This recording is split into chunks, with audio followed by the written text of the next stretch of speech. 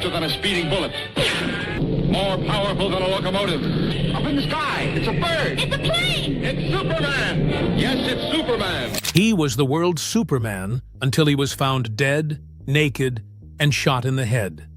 They called it self-harm.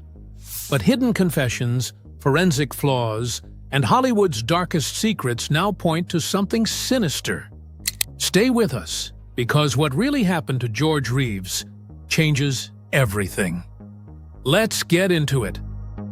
How Hollywood built and broke George Reeves. George Reeves was born George Kiefer Brewer in 1914 in Woolstock, Iowa. After his parents split, he moved with his mother to Pasadena, California.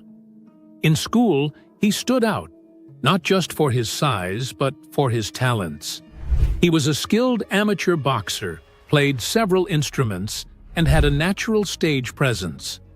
That last gift landed him at the Pasadena Playhouse, where he was spotted by a Hollywood casting director. In the late 1930s, Reeves signed with Warner Brothers and got his first big break with a small part in Gone with the Wind. He was tall, handsome, and had the look studios loved at the time.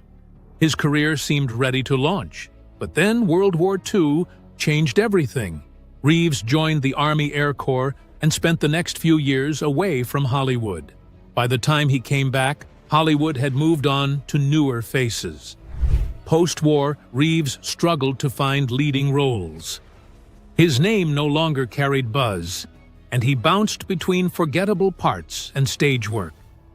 That changed in 1952 when he was cast as Superman in the new TV series Adventures of Superman. The role gave him instant fame across America. Kids saw him as the real Man of Steel, and to the public, George Reeves was Superman, not an actor playing a role. But the same role that made him a household name also locked him in a box. Producers didn't want Superman in other movies. Reeves found himself typecast, and it hit his career hard. Studios feared audiences wouldn't take him seriously in any other role. Even Alfred Hitchcock reportedly dropped him from consideration for Psycho, afraid viewers would see Superman, not the character. Reeves wasn't just stuck professionally, he was trapped financially too. Unlike today's superhero stars, Reeves made very little money from his iconic role. The show had tight budgets, and there were no major endorsement deals. To make ends meet, he began appearing in costume at grocery stores, schools, and public events. These appearances paid little, but they kept him in the spotlight. One incident from this time shows how blurred the lines between fantasy and reality had become.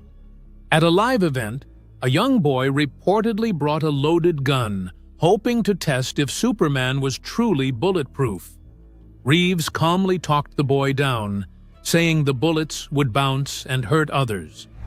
Whether the story is fully true or not, it reveals how deep the public's belief in Superman had gone, and how dangerous it had become for the man behind the suit.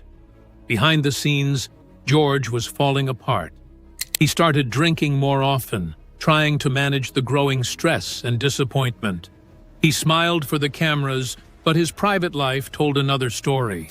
Friends noticed a change. He seemed distant, angry, and tired. The fame that once felt like a dream was now a heavy chain around his neck.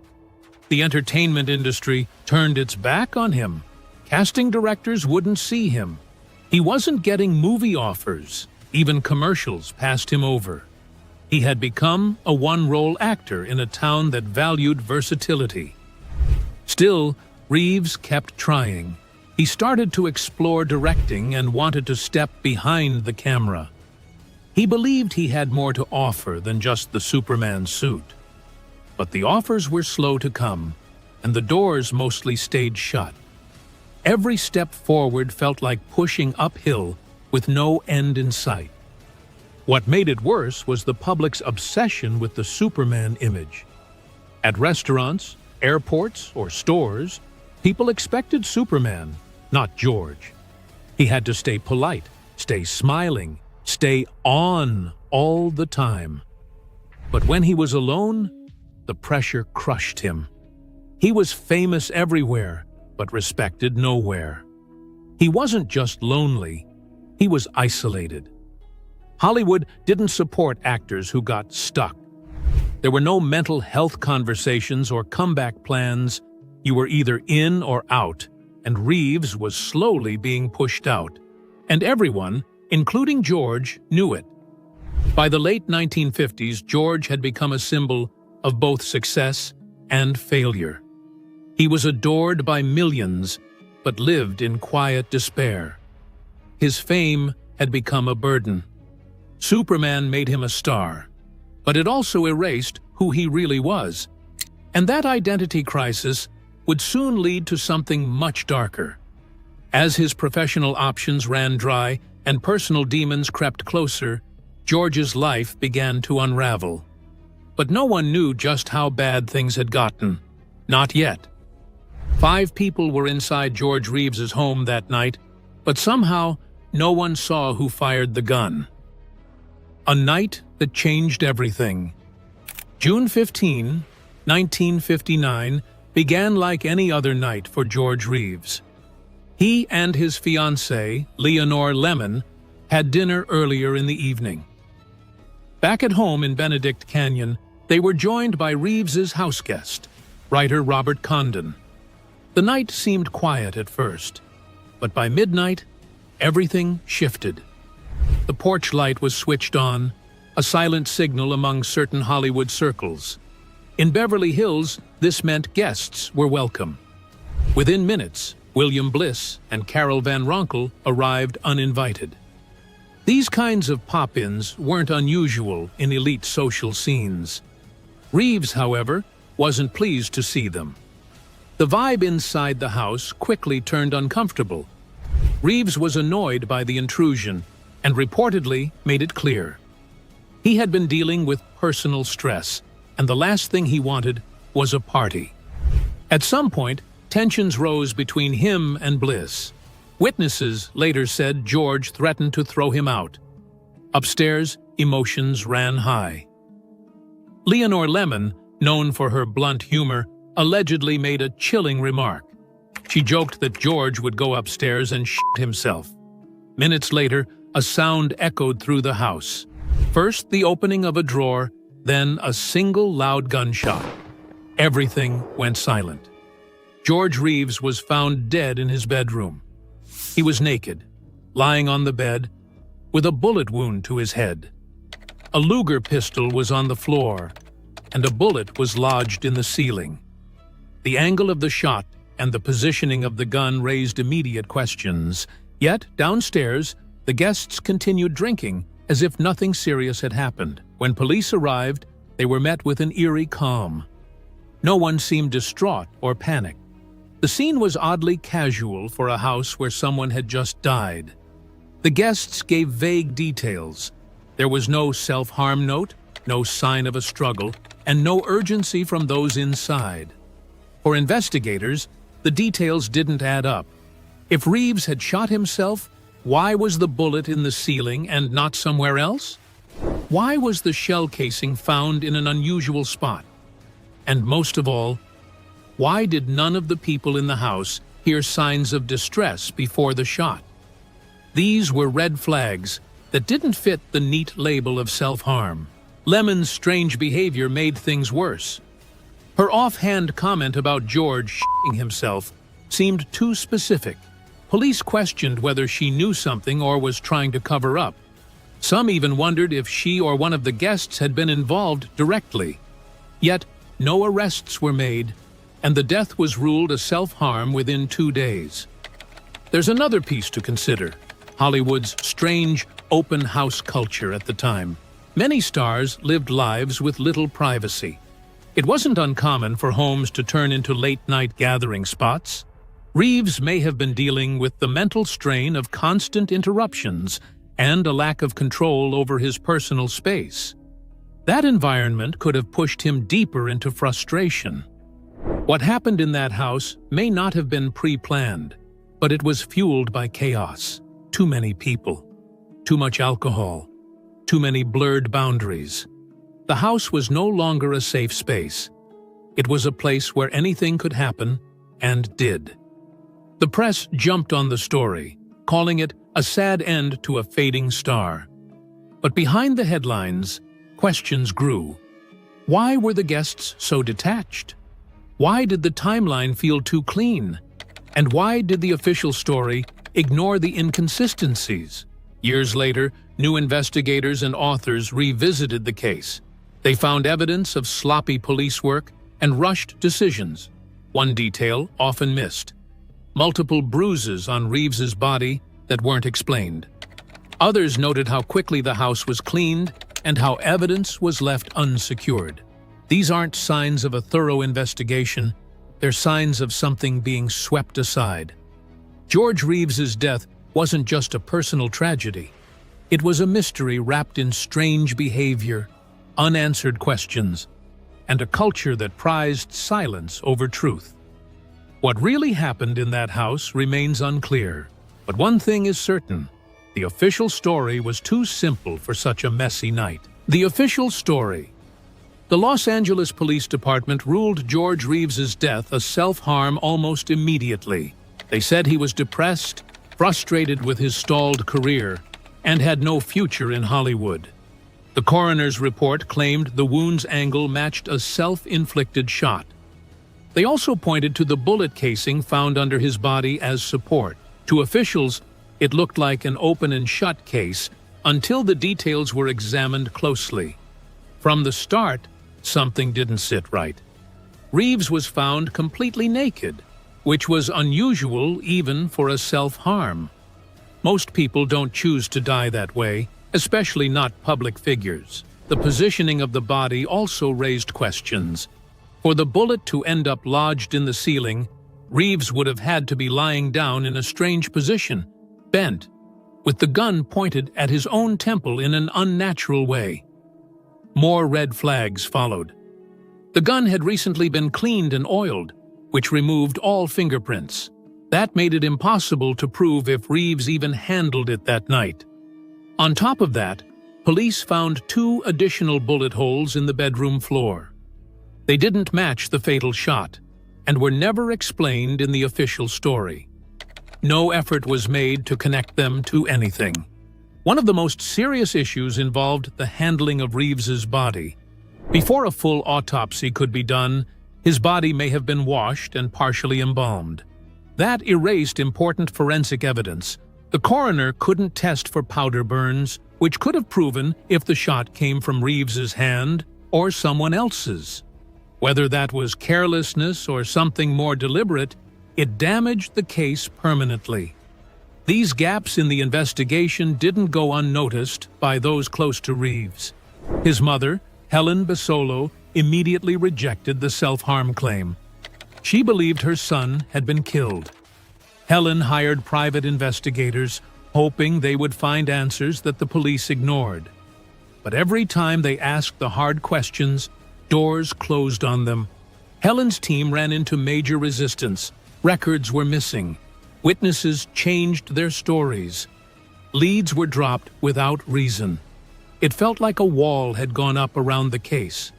Something, or someone, didn't want the truth to come out.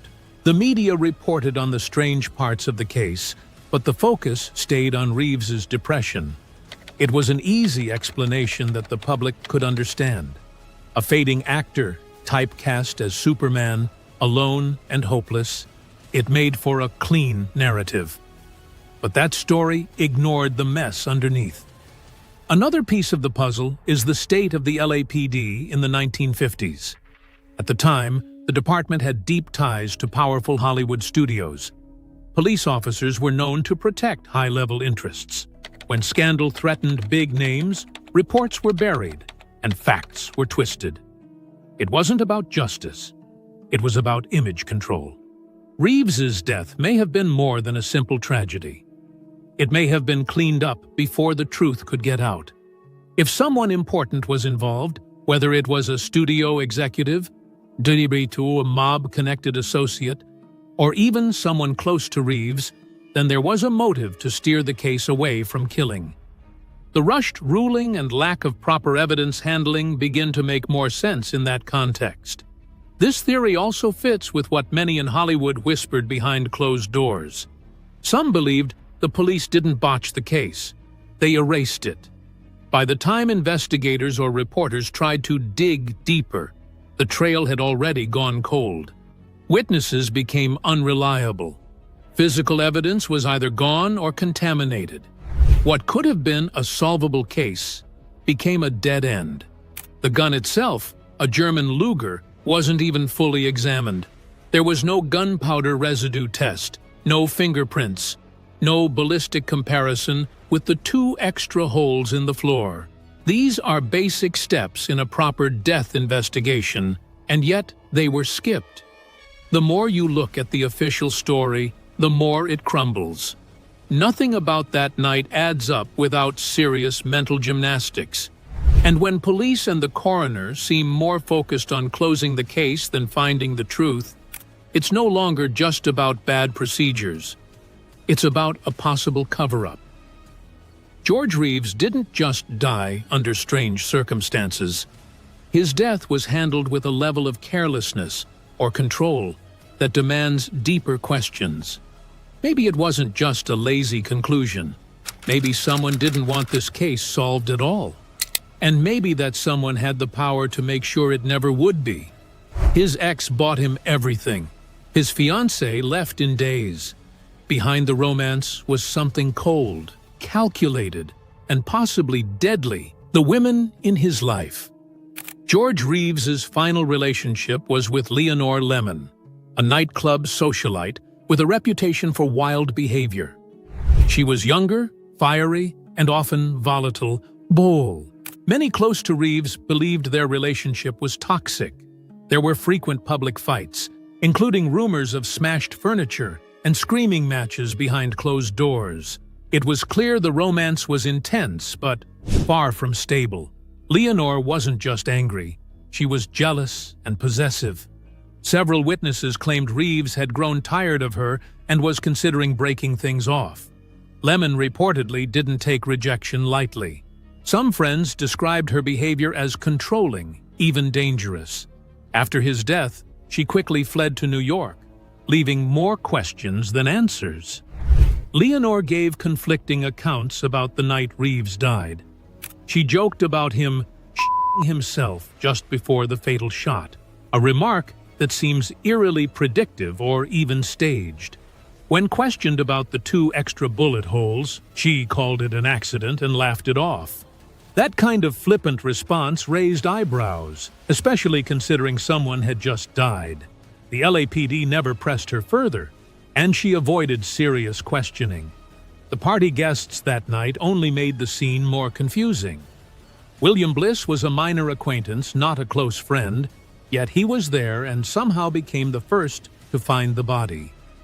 Carol Van Ronkel was another guest, rumored to be romantically linked to Robert Condon, a house guest who had been living with Reeves. Their presence didn't make sense for a man said to be reclusive and depressed. If Reeves was feeling suicidal, why was there a social gathering at all? Condon's behavior was also strange. He reportedly stayed downstairs drinking while police worked the crime scene upstairs. It didn't match the urgency or concern of someone who had just lost a friend. The entire group acted like they were watching a scene unfold, not reacting to a tragedy. Some investigators privately noted how little grief was shown by anyone in the house. But perhaps the most significant woman in Reeves's life was Toni Mannix. She was the wife of MGM executive Eddie Mannix, a powerful studio enforcer with rumored mob connections. Toni was older than George, but deeply devoted. She bought him a house, a car, and kept him in luxury during their relationship. Friends said she treated George like a possession, not a partner. When Reeves left Toni for Leonore, the fallout was emotional and possibly dangerous. Toni was devastated and embarrassed. Some say she was humiliated in front of Hollywood circles, especially since her marriage to Eddie Mannix was more of an open secret than a closed affair. The split didn't just end their romance. It disrupted the powerful protection Reeves had enjoyed through Tony. That protection may have turned into a threat. There are reports that Tony took petty revenge, including stealing George's dog. But more disturbing was what she allegedly told Noel Neill, the actress who played Lois Lane, just hours after the death. According to Neill, Tony called and said, "They killed George." It wasn't framed as a question or suspicion, it was a statement of fact. Later in life, rumors swirled of a deathbed confession from Toni Mannix. The story goes that she told a priest that George had been killed and that she knew who did it. Many have brushed this off as emotional guilt or confusion. But viewed another way, it may have been a calculated move, a way to unburden herself before dying, but also to protect herself from taking secrets to the grave. If Tony really knew something, it adds a dangerous new layer to the story. It also brings Eddie Mannix back into focus. He was known for fixing problems for MGM's stars, scandals, cover-ups, and even threats. If Tony asked him for help, or if Eddie saw Reeves as a threat to her mental state, it's not hard to imagine extreme steps being taken. Reeves was no longer useful to the Mannixes and possibly no longer safe. No one involved in Reeves's life at the time behaved normally in the aftermath. From the fiancé's fast exit to the emotionless guests to the ex-lover's strange phone call, the details refused to sit still. Everyone had something to hide, or at the very least, something they didn't want to talk about. George Reeves wasn't just surrounded by chaos. He was surrounded by people with motive, opportunity, and secrets. That's not a self-harm scene. That's a storm waiting to be uncovered. The studio monster behind the curtain. Eddie Mannix wasn't just a name in the credits. He was MGM's top fixer, the man stars called when they were in trouble and wanted the problem to disappear. Known for his ruthless tactics, Mannix had strong connections with organized crime figures like Bugsy Siegel and Mickey Cohen. His job was to protect the studio's image at any cost, and that included bribes, threats, and cover-ups. Some believed he even arranged fatal accidents when a scandal threatened to go public. Over the years, Mannix was linked to suspicious events, from forced abortions to unexplained deaths. These weren't rumors whispered by outsiders, but claims made by people within the industry. Mannix operated with quiet power, and his ties to the mob gave him the means to make anything look like an accident. His influence reached into police stations, hospitals, and even funeral homes. If a secret needed to be buried, Mannix had someone to dig the hole. His marriage to Toni Mannix was unusual by 1950s standards.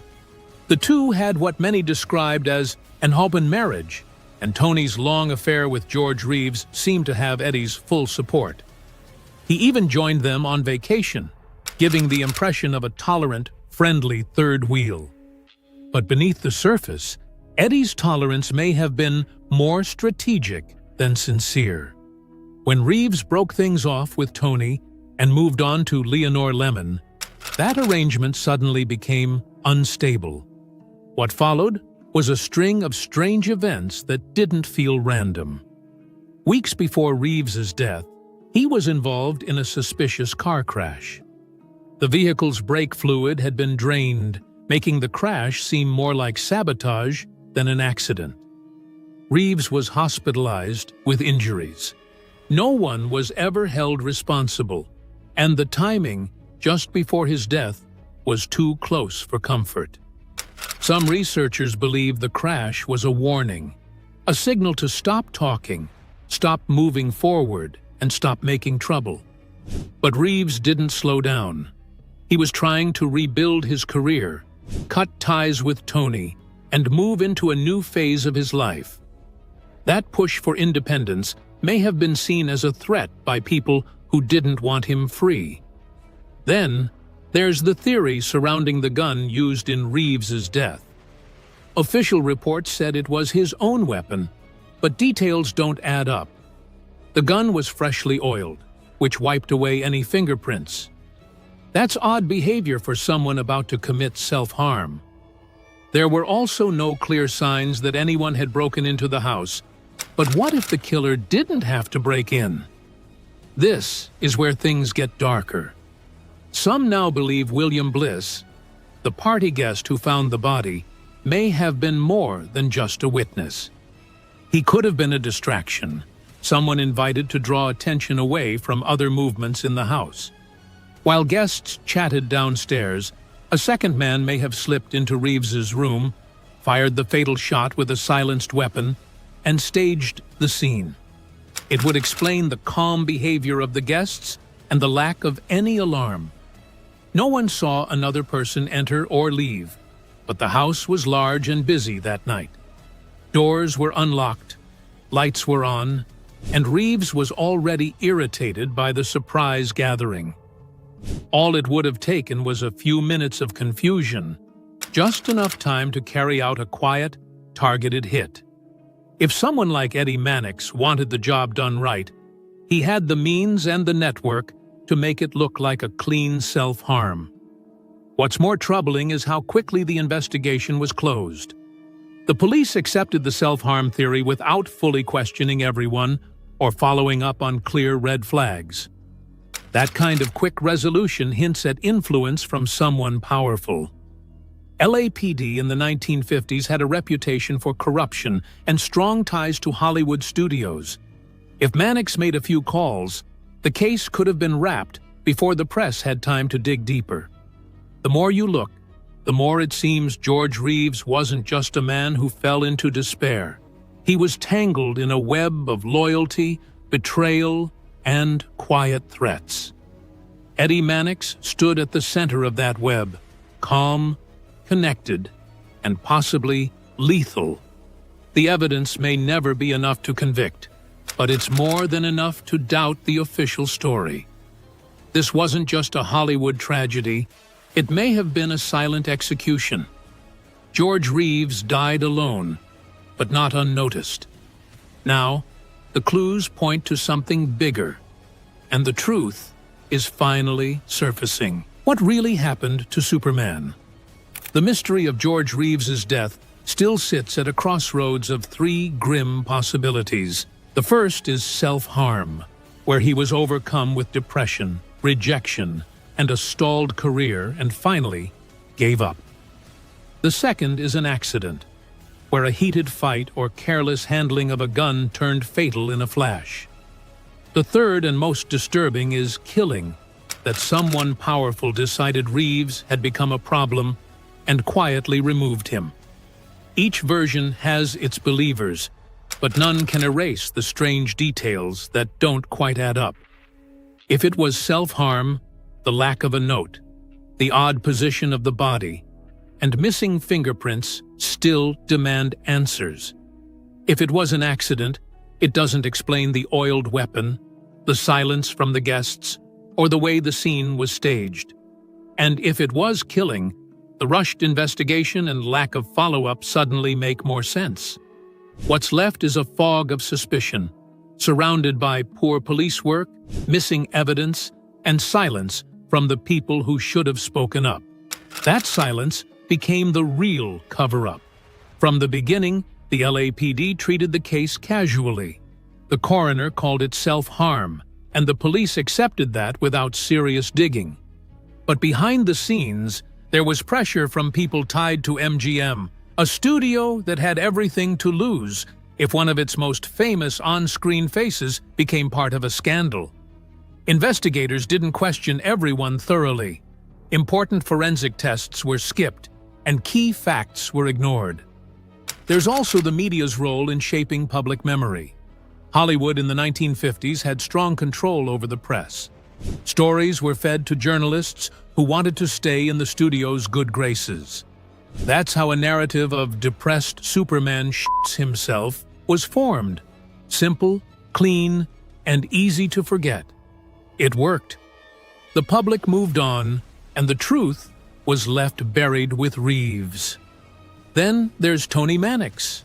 Her emotional breakdowns, odd behavior, and strange timing all raised suspicions. She confessed something on her deathbed, reportedly to a priest, but that testimony never became official. It was brushed aside as grief or delusion. Eddie Mannix, the man who may have pulled strings behind the scenes, was never even questioned seriously. His power kept him untouched, and his silence said everything. Most of the key people in the case are now gone. Reeves, Lemon, the party guests, and the Mannixes are all dead. The chance to get a first-hand account is lost forever. But what remains is a trail of clues that tell a bigger story. The story of how the entertainment world once ran on fear, image, and silence, and how even someone playing a superhero could be crushed by the machine behind the screen. George Reeves's death teaches more than just how a man died. It reveals what fame can't fix. He had recognition, a loyal fan base, and the face of a national icon. But behind the mask, he was isolated, typecast, and emotionally stuck. His struggles were invisible to the outside world, hidden behind a smile and a cape. Hollywood during the Golden Age wasn't all glitz and glamour. It was a place where secrets were buried quickly and careers ended without warning. Stars were products, and their lives were tightly managed. If someone became inconvenient or dangerous to the brand, they could be removed, one way or another. Reeves may have been one of those casualties. The truth about George Reeves may never be officially solved. But that doesn't mean the truth is lost. Each clue, each inconsistency, points to something more than the official story. Whether it was a silenced argument, a well-planned hit, or a deep depression nobody truly saw, his death shattered the illusion of Hollywood's invincibility. Superman didn't die fighting a villain on screen. He died alone, in the dark, surrounded by people who should have helped, but didn't. Reeves's story still matters because it speaks to something bigger than one man's fate. It shows how power, image, and silence can distort justice. It reminds us that behind every smiling celebrity, there might be a human being struggling in ways we don't see. And it warns us that when the truth threatens the wrong people, it can vanish fast. Thanks for watching. If you enjoyed this video, don't forget to like, share, and subscribe. Click on the next video popping up on your screen for more amazing content.